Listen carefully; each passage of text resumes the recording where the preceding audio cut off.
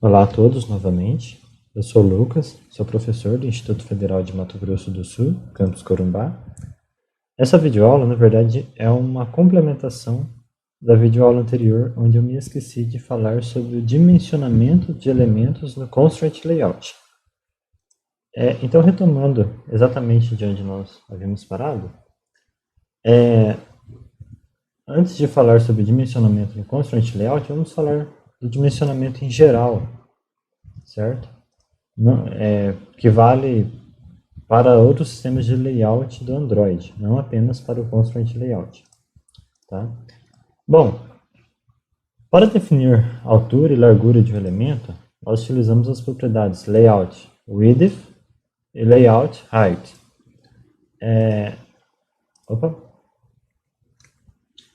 E como valor para essas propriedades, naturalmente nós temos três opções. Nós temos a opção wrap content, nós temos a opção match parent, e nós temos a opção de definir um valor fixo, né? Por exemplo, definir um valor de 150 dp, ok? Então, por padrão, em geral, nós temos as três opções. O que cada uma delas faz?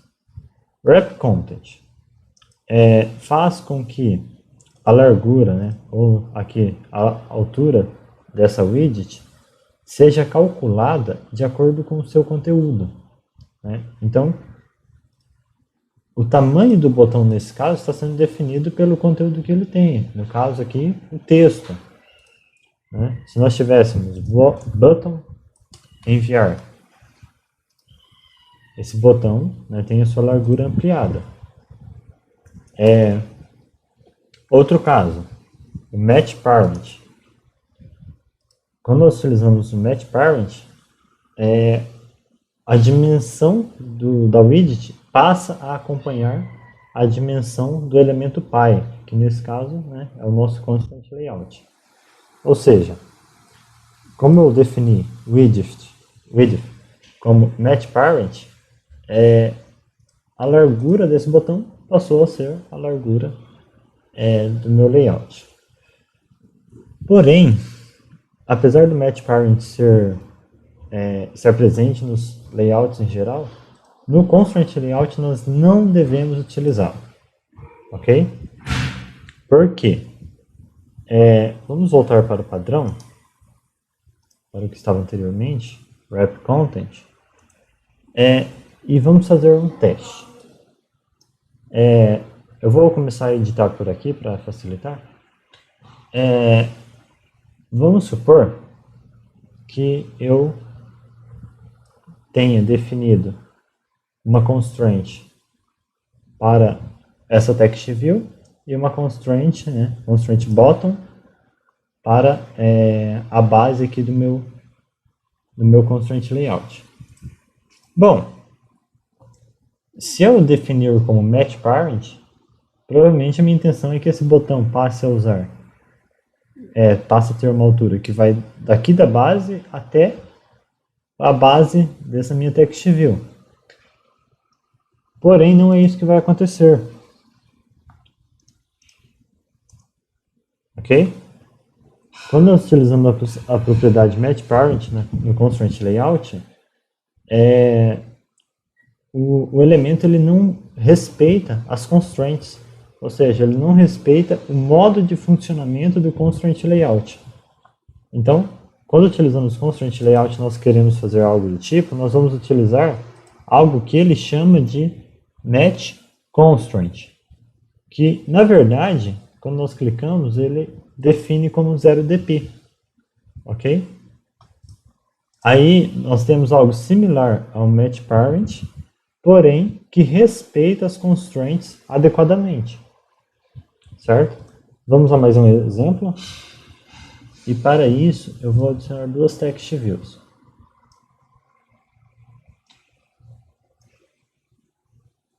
Seguindo o mesmo modo de funcionamento que nós vimos na aula anterior, né? Eu defino uma constraint horizontal, que vai se basear no elemento de cima, e uma constraint uma constraint vertical. Só adicionar uma margem. Ok. Nesse caso, vou colocar nome da mãe.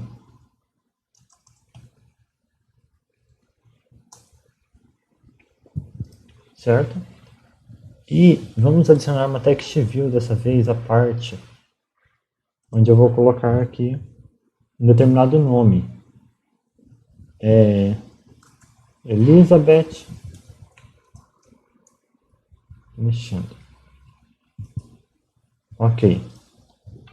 Vamos adicionar os constraints.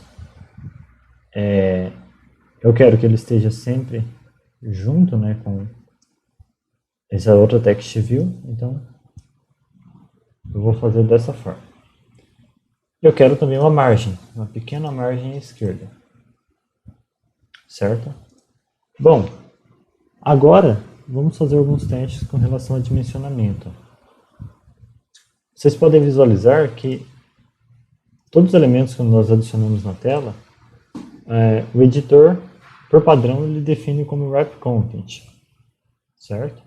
Então todos os elementos aqui estão com essa largura e essa altura definida wrap content. Vamos fazer alguns testes. Se eu colocar a largura como match parent,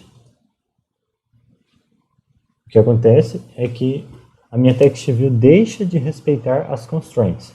Então, nunca vai ser interessante utilizar match parent aqui no constraint layout. Então, nós temos outras opções, né? São definir uma largura de forma fixa, que eu acredito que não seja mais apropriado, e também nós podemos definir como 0dp, que é similar a configurar como match constraint.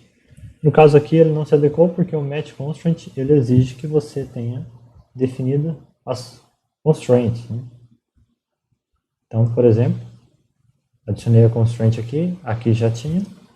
Então ele vai entender que é para a largura iniciar do limite esquerdo que ele tem, respeitando as constraints, até o seu limite direito. Certo? Ah, professor, mas tem que ter uma certa margem aqui, né? A direita vai ficar colado? Tudo bem, nós podemos definir uma margem aqui, e no caso eu vou colocar igual eu coloquei do lado esquerdo. Né? Então, eu defino margem 32. Então, usando o match constraint, nós conseguimos obter esse resultado, né? Que faz com que o elemento ocupe todo o espaço, respeitando as margens e as constraints. Eu esqueci de comentar no decorrer do desenvolvimento aqui, que nessa parte aqui, nessa parte do Android Studio, ele vai mostrando para a gente como está configurado cada elemento, se vocês observarem.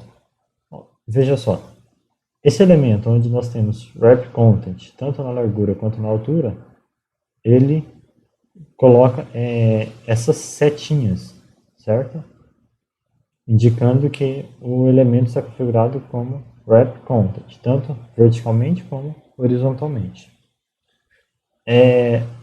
Quando nós temos um elemento configurado com o match constraint, ele já muda o símbolo utilizado aqui, né, na horizontal, no caso, indicando que o elemento ele vai ocupar todo o espaço do seu limite esquerdo até o seu limite direito. E quando nós temos um elemento com tamanhos fixos,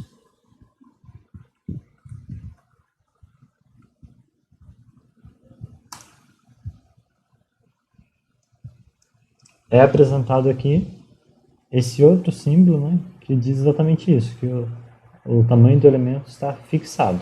Nesse caso, como eu coloquei tanto na largura quanto na altura, ele coloca esse símbolo na horizontal e na vertical. Ok? Bom, então era isso que eu havia esquecido de abordar na videoaula anterior. E até a próxima.